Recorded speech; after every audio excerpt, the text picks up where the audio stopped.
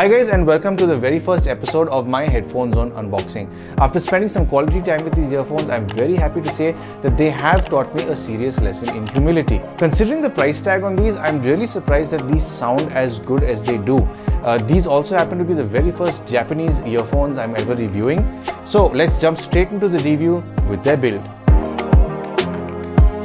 So as soon as you get your hands on these earphones, it's pretty much here where you can tell that these are not a premium set of earphones. It's not that they feel like they'll fall apart, but you can tell they've had to cut costs on the build. You get a gold-plated 3.5mm termination, and the wire reminds me of old school earphones you'd get with a Walkman, which you'd be very tempted to split down the middle for absolutely no apparent reason, then regret doing so after you did it. At first glance, it's impossible to tell which earphone goes into which ear because you can't see any markings. So I figured there should be a color marking. The right earbud silicone tip has a red coloring, and red equals right with Audio and Me to make things simpler. But then when you look at these earphones even more closely, you'll see the model number embossed in the body, and near it an R or an L on whichever earphone you're holding, and the rear side of the barrel has the Final Audio logo embossed on it. The silicone ear tips are soft and comfortable to wear over longer listening sessions, and when you take these off and look at the size of these earphones, it's hard to believe they are as small as they are, which can leave you wondering if these can perform at all when it comes to their sound. This specific model that I am reviewing does not have a microphone on it, but if you do want a microphone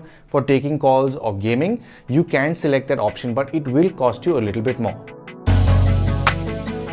These earphones come with a 6.4mm dynamic driver. Now that doesn't sound like very much, but usually I found when you compare specs on a paper to actual performance, I found that they usually don't correlate. So in fact, I recently reviewed a set of JBLs that just has a 6mm dynamic driver, so I wasn't expecting much from them. But then again, it all boils down to how they've been tuned. So coming back to these, I wasn't expecting too much from these considering how they were built, but then again, these have made me rethink exactly where the audiophile hobby can begin. When it comes to the volume on these, I haven't really gone past 25% at all with any of my devices or even portable or desktop amps. And this is all thanks to the very easy to drive low resistance of just 16 ohms. Now, of course, you can go past 25%, even up to 35%, but if you do want to preserve your hearing, I'd recommend that you drop back down to 25% sooner than later. And surprisingly, these also perform reasonably well as low as 5% volume. There's no real loss in the lower frequencies, so it does stay fairly rounded even at lower volumes. These create a small bubble of stage within your head. Some frequencies come at you between your eyebrow line to your nose. Now, I didn't expect this kind of stage to come with these kind of earphones, but keep in mind their performance depends also a lot on what kind of recordings you're listening to. Imaging isn't exactly pin sharp, but it is certainly respectable. You are able to pick out details in the audio fairly easily. I was expecting to hear a blob of audio, but this does have definition. These are a little transparent sounding with recordings, and if you listen to heavily compressed audio, it's bound to get a little muddy with its imaging. High frequencies are clean, gentle, and effortless in their delivery. They remain soft even at higher volumes, making consuming audio with these fatigue friendly. Some TWS earphones I've heard in this price range tend to exaggerate these frequencies to make you think they're rich in detail, which only leads to ear strain over longer listening sessions.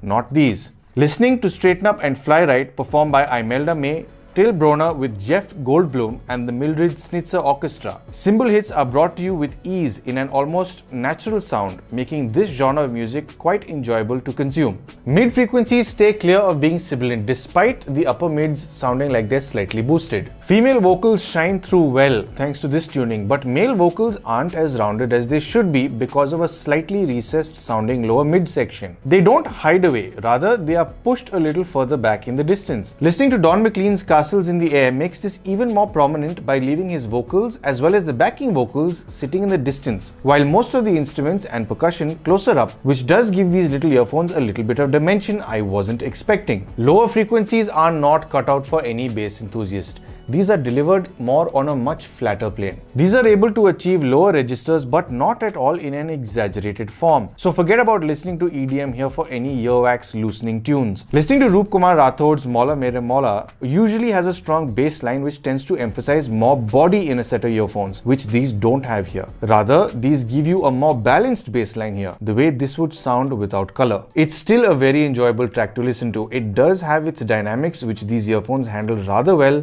for what they are. So to sum up, when it comes to their build, they've not exactly left me too impressed.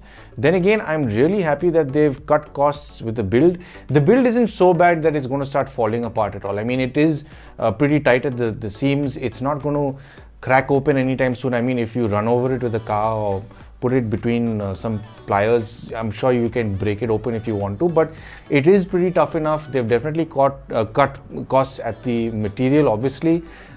It's not the most premium feeling, but then again, like I did say, I'm glad they've cut the cost here and not in the sound, because they've definitely put a lot of R&D into the way these do churn out all the frequencies they do and their overall delivery. The sound definitely has left me very impressed. I was very skeptical when I went into this, because some of the prices that I saw on all of these earphones for that matter, I didn't expect too much from most of these, but especially the fact that Headphone Zone is saying that these are more audiophile grade headphones at their price, but these have left me quite surprised. Now, the one thing I did notice with these is there's a very weird scratching sound that I was getting from them during testing, which is quite bizarre. I thought there was something wrong with some of my hardware, but I realized that the scratching sound always came usually whenever I moved my head from side to side.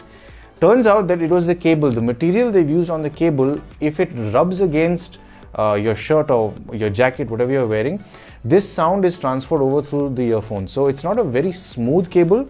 If it was a smoother cable, then I'm sure that sound would have been eliminated, like I have noticed with some of the other earphones that I've reviewed in this unboxing. So that's one thing to keep in mind. I suppose if you do want to avoid that scratching sound, you can put some sort of material around it so it doesn't sort of rub against your shirt. Majority of my reviews on this channel have usually been TWS earphones instead of headphones or any of these IEMs really.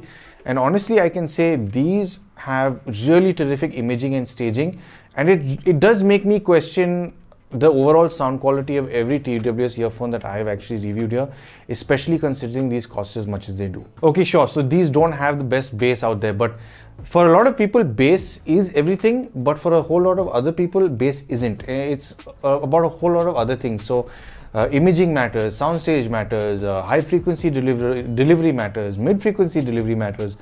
Bass, I mean, the bass is not non-existent. It is there, but it's not overly bloated. It's not been tuned to vomit out frequencies at you. These have been tuned to be more balanced in that kind of setting. And I can honestly say these are a very good introduction to the audiophile hobby. So if you're considering getting into the hobby and you want to consider spending more money toward it, and you just want to get a slight taste of it, these could be the earphones for you. Now, if you do like the whole TWS sound, which is just bloated and exaggerated, these are not for you. Do not even consider, for that matter, any of these earphones that I'm going to be reviewing. These are more about finer detail. If you want to discover newer detail, newer elements in the music you've been hearing for the last 1 year, 2 years, 5 years, 10 years, if you do want to discover newer details in that sound that the artist wanted you to hear, then you can step into this hobby and consider earphones like these. And what's really interesting about the whole box that's here with me that I'm going to be unboxing is most of these earphones do not hurt the wallet as bad as some higher end TWS earphones do. If you're looking at the whole audiophile hobby for that matter, yes, there was this notion about it being so much more expensive to get into. I believed it up until very recently, until I started listening to all these earphones. So if you do want to get into it and really not hurt your wallet, you could consider any of these. So how much do these cost? Well, at the time of recording, these have an MRP of about 2,499. And they are being sold for 1,799 on headphonezone.in. And one thing to bear in mind is that if you do want to get a microphone with this, you have the option. You can have either or. And of course, you can use it for taking any phone calls or even talking to your buddies while you're gaming. And of course, if you do like these earphones and you think that these are for you, based on how I've described them, and you do want to buy them, I'm leaving a link down in the description below that has been provided by Headphone Zone. So if you've stayed this long, I do presume you like the content on my channel, and if you'd like to support me, I'm sure you know exactly how to do that. And thank you for tuning into Paul's POV for some sound advice.